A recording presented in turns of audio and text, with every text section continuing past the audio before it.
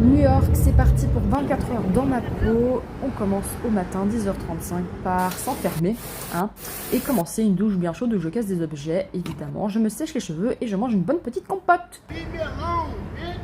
Ça, c'est l'accueil du matin.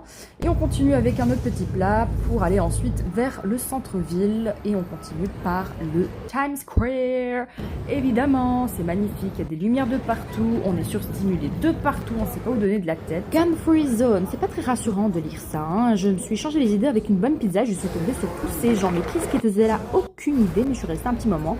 Puis ensuite, cathédrale Saint-Patrick. Magnifique cathédrale lumineuse. Mais j'ai pas compris, c'est des flics au mur. J'ai enchaîné ensuite avec la bibliothèque de la ville. Alors honnêtement, j'ai aucune idée c'était quelle exposition que je suis partie voir, mais c'était très beau. Cette œuvre qui me rappelle que je sèche les cours, mais franchement ça valait vraiment la peine parce que c'était un bol d'air frais, une pause dans cette ville qui va à 1000 à l'heure. On continue. J'aime beaucoup le rappel de la désobstruction des voies respiratoires en plein milieu de la pizzeria à New York. Franchement, c'est pizza. Mais regarde-moi ça. D'ailleurs, tous les boissons goût chlore, je ne comprends pas pourquoi. Je me suis repris une deuxième boisson goût chlore et je suis repartie visiter les salades en guise de décoration de la ville de New York. Je suis allée à Greenwich Village.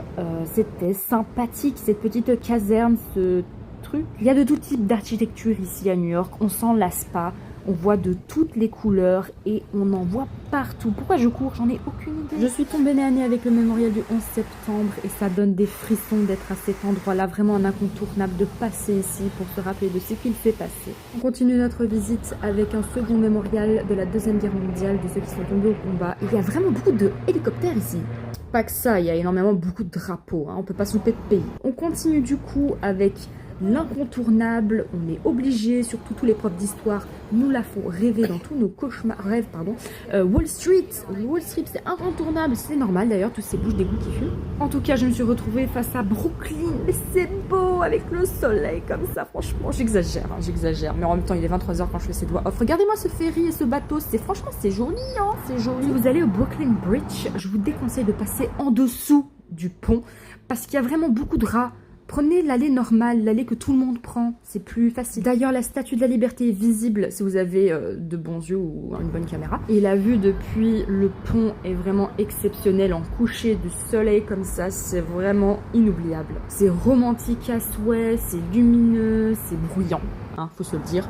Et on repart à la maison parce qu'on est fatigué, il fait nuit et on prend les métros. Je vous avoue que j'ai eu faim. J'ai craqué avec ce burger. Mais regardez-moi ça. Comment ne pas craquer? Oui, j'ai ensuite recraqué. Mais ça, vous allez me le pardonner. De toute façon, je m'en fous. Pour un troisième craquage. Ouais, mais non. Ouais, mais c'est bon. C'est bon.